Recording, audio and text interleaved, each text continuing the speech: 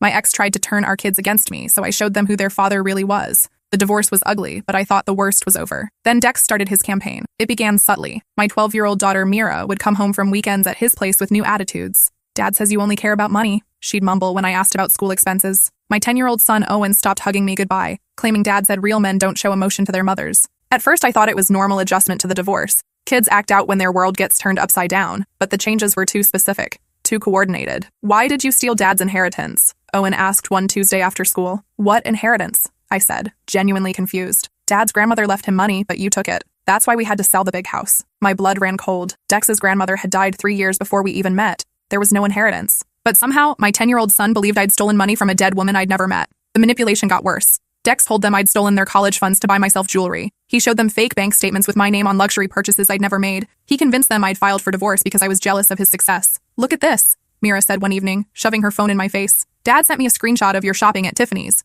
$12,000 on a necklace, while we can barely afford groceries. I stared at the obviously doctored image. The timestamp showed a date when I'd been in the hospital with appendicitis, but the photo quality was convincing enough to fool a 12-year-old. Mira, I've never been to Tiffany's in my life, I said. Dad said you'd deny it, she replied coldly. He said you'd gaslight us just like you gaslit him. Mom, why did you try to take Dad's business away? Mira asked one evening, her voice cold. I never did that, I said, confused. Dad showed us the papers. Your signature is right there. I asked to see these papers, but Mira claimed she'd left them at Dad's house. Every weekend, there were new stories, new evidence of my supposed betrayal. Stories that painted me as vindictive, greedy, and unstable. Dex had always been a master manipulator. During our marriage, I'd watched him convince his business partners to sign contracts that heavily favored him by making them feel like they were getting exclusive deals. He'd talk his way out of traffic tickets by making officers feel sorry for his sick wife at home. He once convinced his own mother to lend him $50,000 by claiming I had cancer. I didn't have cancer. I didn't even know about the loan until after the divorce when his mother called demanding repayment. I gave that money to help with your treatment, she'd sobbed over the phone.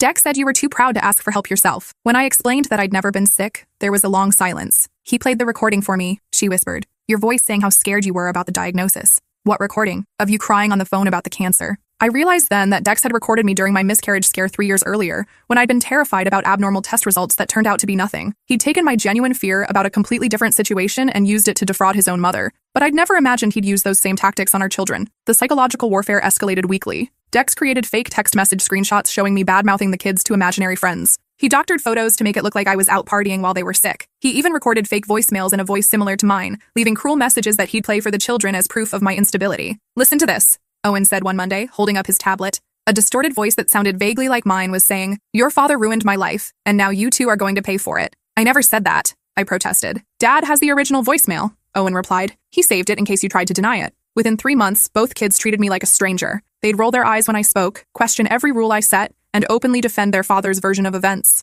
Owen started having nightmares about me taking him away from Dad forever. Mira began recording our conversations on her phone, claiming Dad needed evidence of my emotional abuse. Why are you recording me? I asked during one particularly tense dinner. Dad says you might try to lie about what you said, Mira replied matter-of-factly. He wants to protect me from your gaslighting. I'd never heard my 12-year-old daughter use the word gaslighting before. When I asked where she'd learned it, she said Dad had explained how I was doing it to her. The irony was devastating. Their homework habits changed. Previously straight A students, both kids started failing classes. When I offered help, they claimed Dad said I was sabotaging their education by confusing them with wrong information. Dad's hiring us a real tutor, Mira announced. Someone who actually cares about our success. The tutor turned out to be Dex's girlfriend, Vanessa, a 26-year-old yoga instructor with no teaching credentials who spent most sessions taking selfies with the kids and posting them with captions like bonus mom life and loving these little ones like my own. During one pickup, I watched through the window as Vanessa painted Mira's nails while Owen did homework at the kitchen table. She was laughing at something on her phone instead of helping him with his math problems. How was tutoring? I asked when they got home. Amazing, Mira gushed. Vanessa is so much cooler than you. She actually listens to our problems instead of just lecturing us. What kind of problems did you discuss?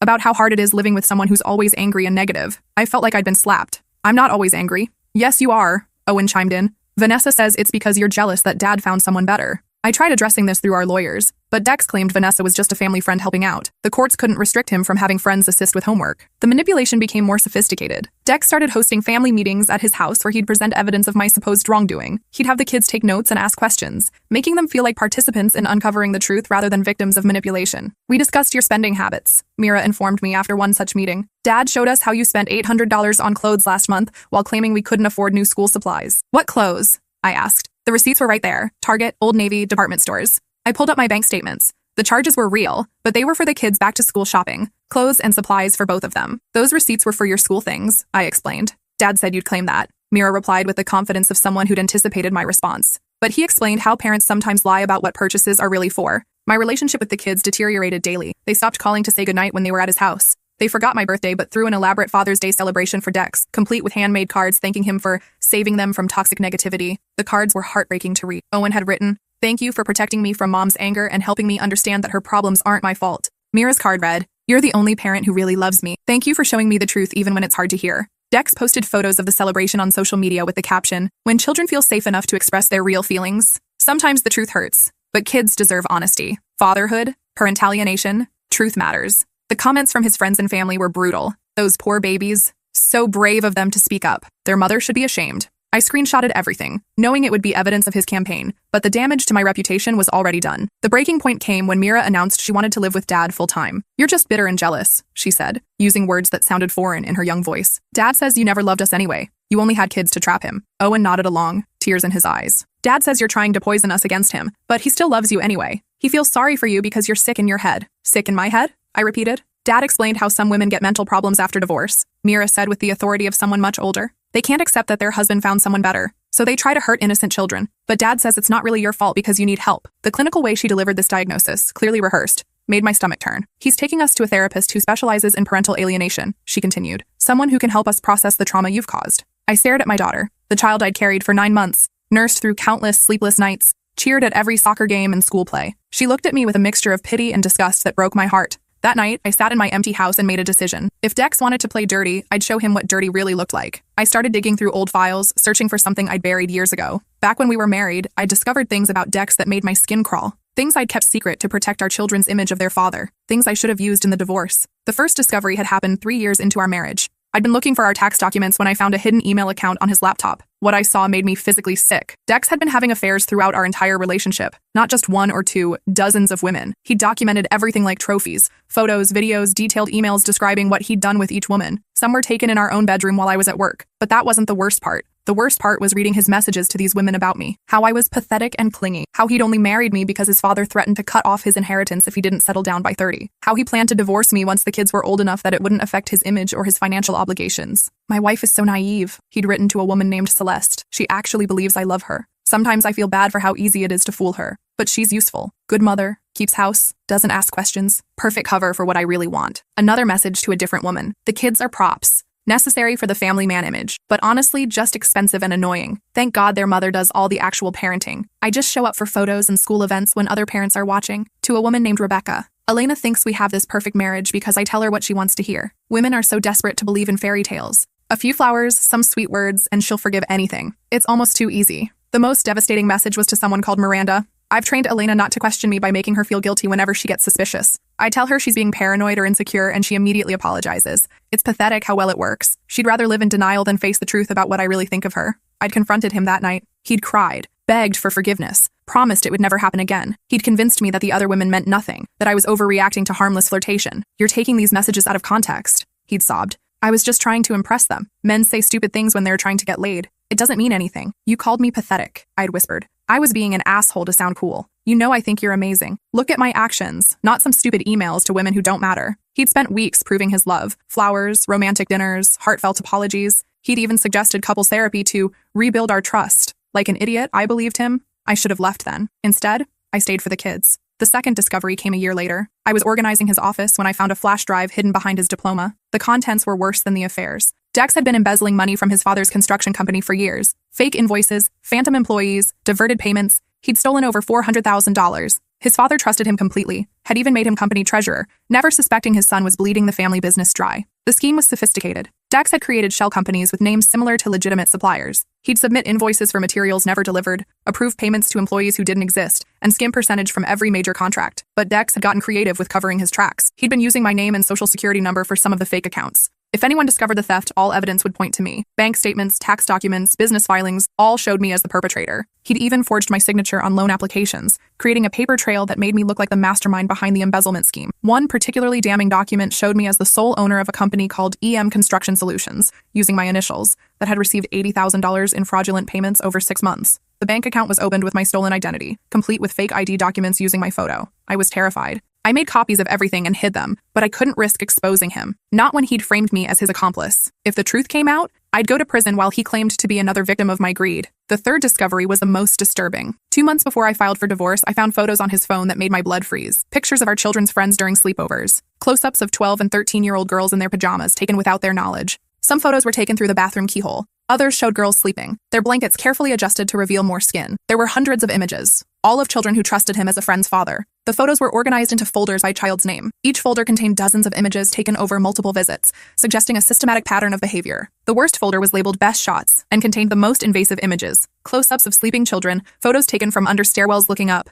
images captured through slightly open doors. I'd grabbed the phone and run to the police station that very night. But when Detective Morrison reviewed the images, he explained that while disturbing, they weren't technically illegal. No nudity, no direct contact, just a creepy father figure with a camera. This is clearly predatory behavior, Morrison said carefully. But without evidence of physical contact or explicit images, we can't make an arrest. What if he's already hurt someone? I asked. We have no evidence of physical contact, Morrison said, but we'll keep this file open. If any parent reports inappropriate behavior, we'll have documentation of a pattern. He'd given me his card and told me to call immediately if I noticed any escalation. Keep him away from those children, the detective advised, and document everything. If this escalates, we'll need evidence of a pattern. That night, I told Dex I wanted a divorce. I didn't mention the photos. I was terrified he'd destroy evidence or, worse, escalate his behavior if he knew I'd discovered them. Throughout our divorce proceedings, I kept his secrets. I let him paint me as the unstable wife who'd left him for no reason. I accepted a smaller settlement than I deserved because I was afraid of what he might do if I fought back. I thought I was protecting everyone, my children, his family, even the girls in those photos. I convinced myself that divorce would solve the problem,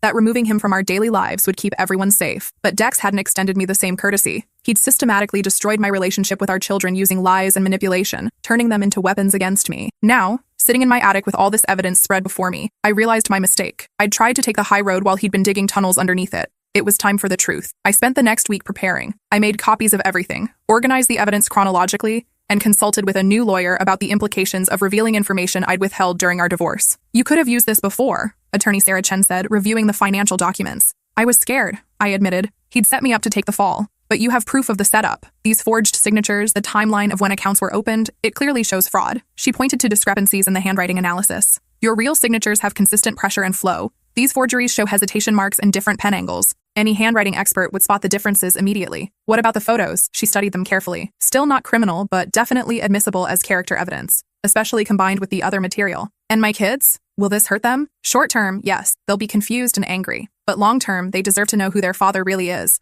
Otherwise, they'll spend their lives being manipulated by him. She leaned back in her chair. Elena, you realize what you're up against? He spent months programming them to distrust you. They're going to resist this information initially. I know, I said. But I can't let him destroy their reality permanently. The next Friday, when Dex came to pick up the kids, I was ready. He arrived with his usual charm, kissing both children and making a show of being the loving father. Vanessa waited in the car, taking selfies. Before you go, I said calmly, I need to show you both something. Mira rolled her eyes. Mom, we don't want to hear more lies about Dad. These aren't lies, I said, opening my laptop. These are documents from when your father and I were married. Dex's face went pale. Elena, whatever you think you're doing, sit down, I said firmly, both of you. I started with the financial records. Bank statements showing the diverted funds, email chains discussing fake employees, screenshots of accounts opened in my name without my knowledge. Your father stole almost $500,000 from your grandfather, I explained. Then he set up the accounts to make it look like I was involved. Owen frowned. That's not true. Dad would never. Look at the dates, I said gently. Look at the signatures. This is all documented. I showed them a side-by-side comparison of my real signature versus the forged ones. The differences were obvious once you knew what to look for. See how my real signature flows smoothly? I pointed to several authentic documents. And look at these forgeries.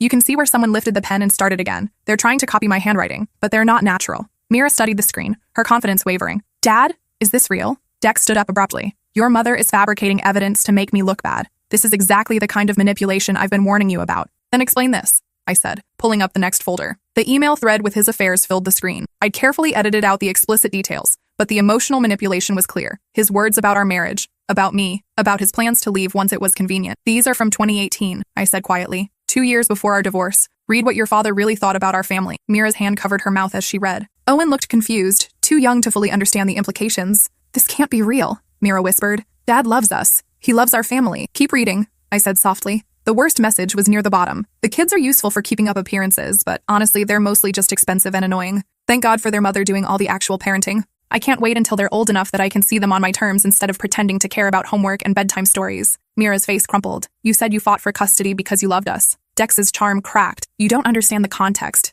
These women meant nothing. I was just trying to impress them. By calling your children expensive and annoying, I asked. I clicked to another message. Here's what he said about Mira's dance recital. Had to sit through 2 hours of kids stumbling around on stage. The things we do for appearances. At least Elena handles all this kid stuff so I don't have to pretend to care most of the time. Mira's eyes filled with tears. You told me you loved watching me dance. I do love, Dex started. And here's his response when someone asked about Owen's baseball games. I continued. Little League is mind-numbing, but other dads go, so I have to show up occasionally. Mostly I just check emails on my phone and leave early. Owen's voice was small. You said you were proud of me. Then explain the context, I said, opening the final folder. The photos appeared on screen, carefully selected ones that showed the angles and locations without exposing the children. I'd added timestamps and location data. These were taken in our house, I said, during sleepovers, without permission, without the children knowing. I showed them a photo taken through our bathroom keyhole during Mira's 13th birthday party, another of Owen's friends sleeping, taken from inches away. This one shows the metadata, I explained, pointing to the technical details. Taken at 2:47 a.m. during Lucy's sleepover. She was 13 years old. Owen looked confused, but Mira understood immediately. Her face went white.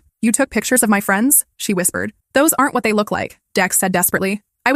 There's an explanation. The police have copies, I said quietly. They couldn't arrest you, but they have a file. Detective Morrison said to call if anything else happened. I pulled up the police report number. Case file 2019-04-1847. You can call and verify this if you want. The room fell silent except for Mira's soft crying. Why didn't you tell us before? Owen asked, still trying to process. Because I wanted you to love your father, I said honestly. I thought I was protecting you by keeping his secrets. But he didn't protect me. He spent months lying to you about who I am. What lies? Mira asked through her tears. I pulled up my phone and showed them the fake bank statements Dex had created. There's no jewelry purchases, no stolen college funds. Your dad created these to make you hate me. I compared the fake documents with my real bank statements. Look at the fonts. They don't match. And see these transaction codes? They're not the format our bank uses. But the papers he showed us? Forgeries. Just like the signatures on the business accounts. I showed them examples of Dex's photo manipulation, including the metadata that proved when and how the images had been altered. Owen's voice was small. Dad said you were sick in your head. The only sick thing here is a grown man who photographs children without permission and steals from his own father, I said. Dex made one last desperate attempt.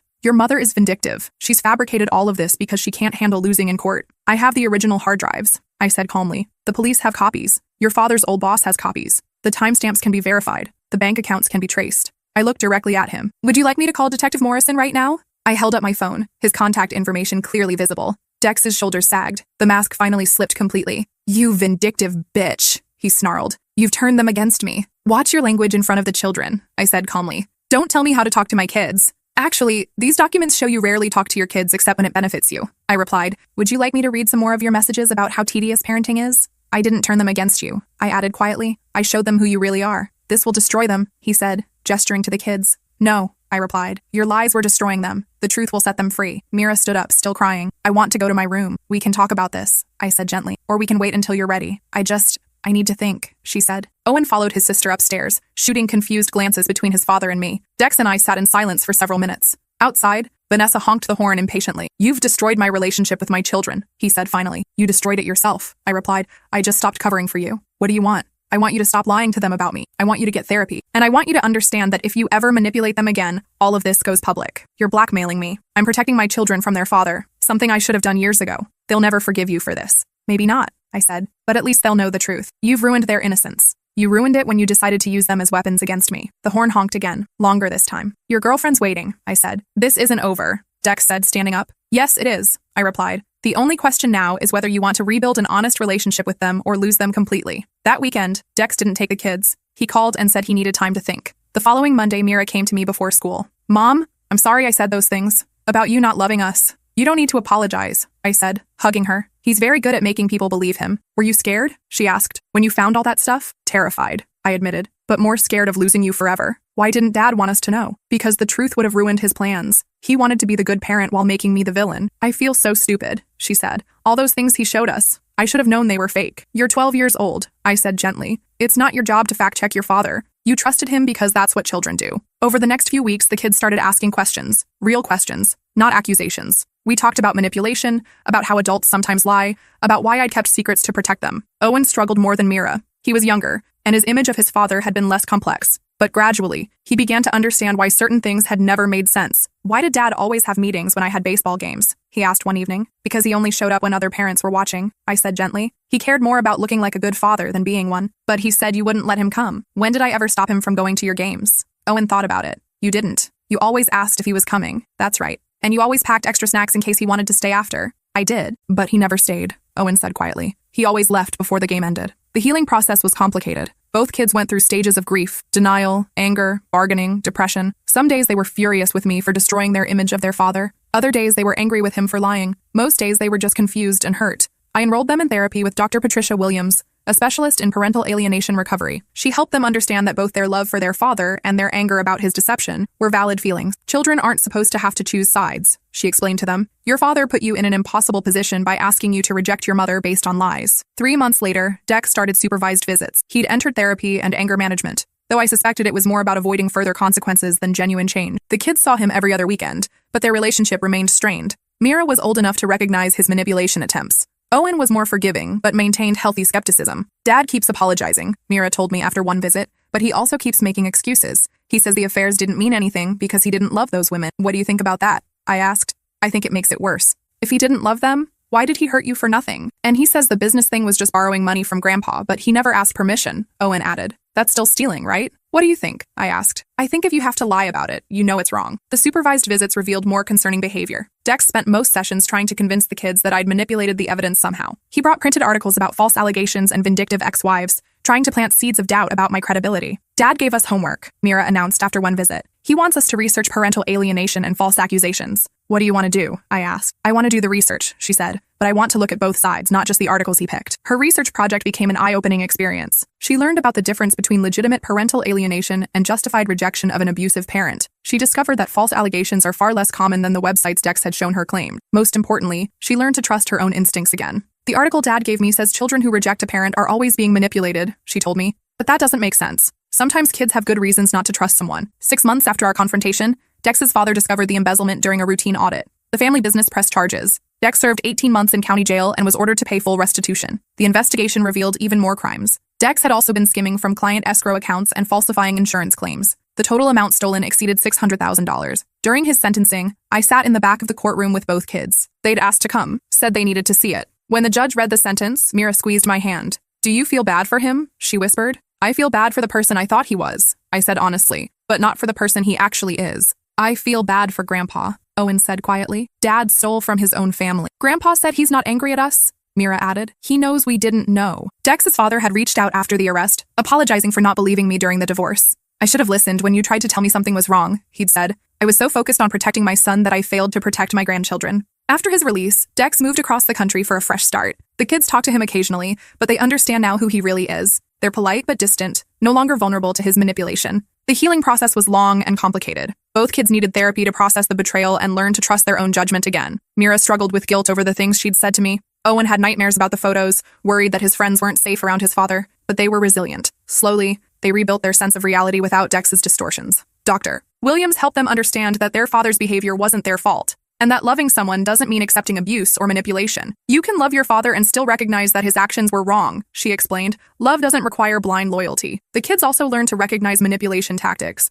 not just from their father, but from anyone who might try to exploit their trusting nature. I can spot fake apologies now, Mira told me proudly. Like when someone says sorry but then explains why it wasn't really their fault. And I know the difference between secrets and privacy, Owen added. Privacy is about respecting boundaries. Secrets are about hiding bad things. Last month, Mira started high school. During orientation, parents were asked to share something they'd taught their children. I taught my kids that love requires honesty, I said when it was my turn, that protecting someone's feelings isn't worth sacrificing your own integrity. After the meeting, Mira hugged me in the parking lot. I'm glad you finally told us the truth, she said, even though it hurt. Me too, I said. I used to think you were weak for not fighting back during the divorce, she admitted. But now I understand you were trying to protect us. That wasn't weak. That was love. Owen joined our hug. Mom, I'm sorry I recorded you, and I'm sorry I said Dad felt sorry for you. You were just repeating what you'd been told, I said. None of that was your fault. I know that now, he said. But I still want to say sorry. And I'm sorry I believed him when he said you were jealous and bitter, Mira added. I should have trusted you more. You were children being manipulated by an adult, I said firmly. That's not your responsibility to figure out. Today, our relationship is stronger than ever. The kids talk to me about everything now. School problems, friend drama, their hopes and fears.